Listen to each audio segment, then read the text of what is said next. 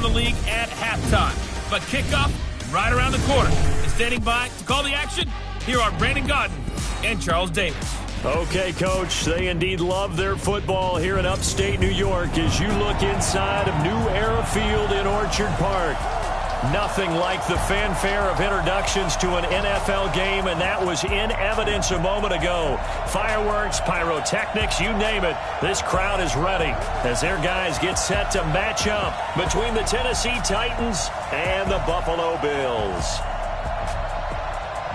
With Charles Davis, as always, I'm Brandon Gaudin. And Charles, you talk about storylines in this one. I think it begins and ends with our two quarterbacks, certainly two of the best in the business. And nowadays, I don't think you can get by for long periods of time without a top-flight quarterback. The way the game is played, with all the responsibility he has and how the game flows through him, if he's not on the top of his game, your team's not going to benefit at all.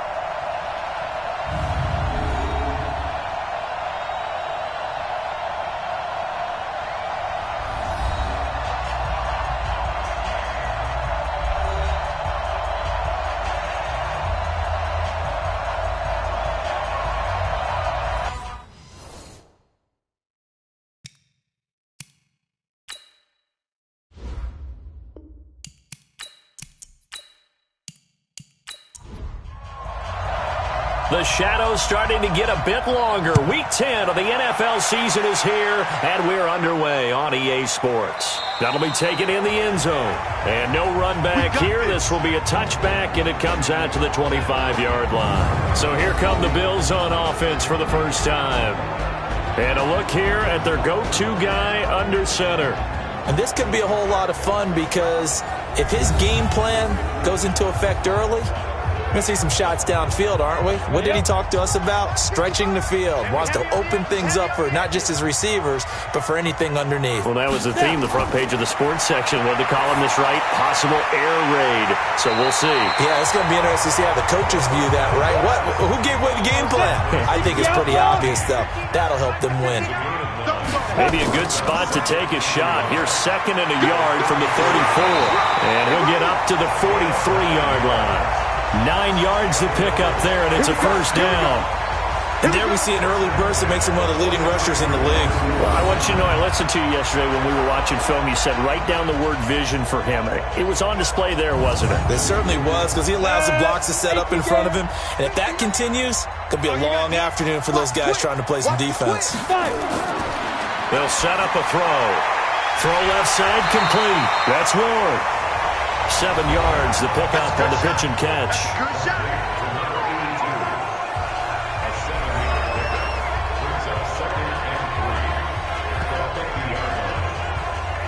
Able to get 7 on that first down pass play. 2nd and 3. From the midfield stripe, they'll look to throw. Got his man complete over the middle. That's Norris. And he'll go down shy of the 40 at the 41. That one, a first down pickup of 8. When an offense reads blitz, doesn't matter where it's coming from, tight ends know that they become a big part of the passing game because there should be an easy outlet when all those extra bodies are trying to get to the quarterback. A hot route, so to speak. A big run there, 29 yards and a first. This has been a good drive so far, and it's been a running game for the most part that's powered them down there. Another nice burst there, picking up a first down. Now it's 1st and 10, as you said, in the red zone.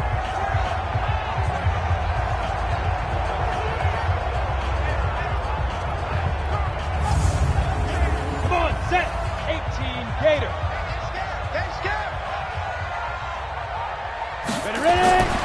They'll look to throw now on first down. And a big turnover there as his guys will get the football back. That's now his 2nd interception in as many weeks from his linebacker position. And think about all the different techniques he has to employ in a passing situation. Is he spot dropping because it's zone? Is he picking up man-to-man? Is he having to run with a running back or a tight end? In any event, great eyes, head on a swivel, and excellent hands. Yeah, versatility and showing those hands.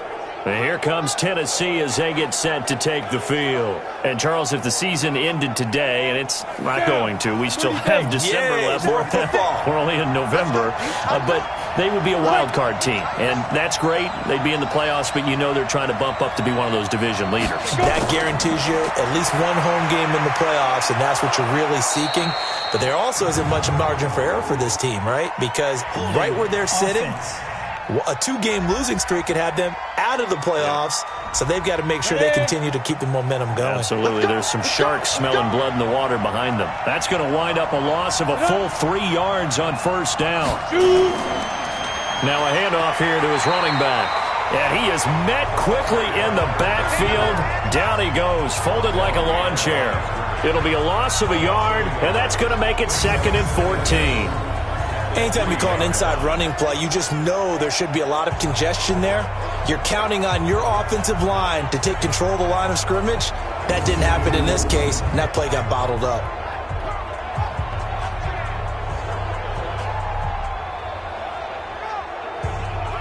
Well, the first play of the drive lost 4. Now they'll look to move it forward here on 2nd and 14. And to give this time to the tailback. And he's going to be taken down shy of the 5-yard line. The second down play not much better than the first, just a gain of 1 there. Facing the prospect of a punt from their own end zone, they need some cushion. Let's see what they can do on 3rd down. That one 28 yards on the ground. You were telling me this yesterday. This is exactly what they want to do on the opening drive, establish the ground game. Yeah, remember our conversation? We were talking about what one of the GMs in the league has told me repeatedly.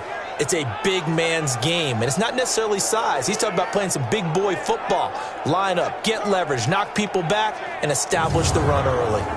From the 32 now, here's 1st and 10.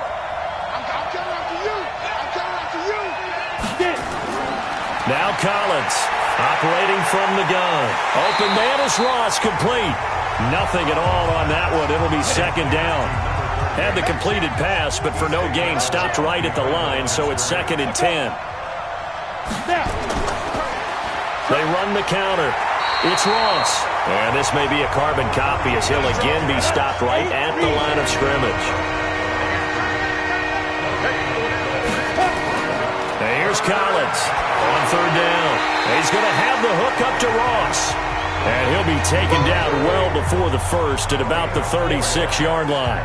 One hallmark of good defenses is understanding the game, understanding positioning, and tackling immediately in the secondary after catches. I think we just saw that on display right there. Got to him before he ever had a chance to think about turning it upfield.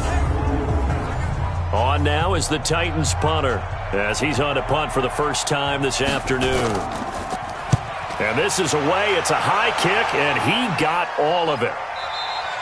And that'll hit in the end zone. Much too much leg there. That'll be a touchback. 59 mark, 59 mark. Check, 59. I got you, boy. I got you. Trying to shake off the interception. He'll look to throw. And that's going to be incomplete. Too tough to hold on to that one. It's 2nd down. After the incompletion, here's 2nd and 10 from the 20. And he'll give it here to his running back. And he's going to get 7 out of this before being taken down at the 27. We're scoreless after 1. Second quarter now in Buffalo. It's the Bills in control of the football. They'll face a 3rd down conversion attempt here, 3rd and 3. Here we go. 10 Lobo. 55 to Mike. Go, go, go. Joker. Looking left side, and he's got a man. That's Ward. The completion there winds up a wash, and it'll bring up 4th down.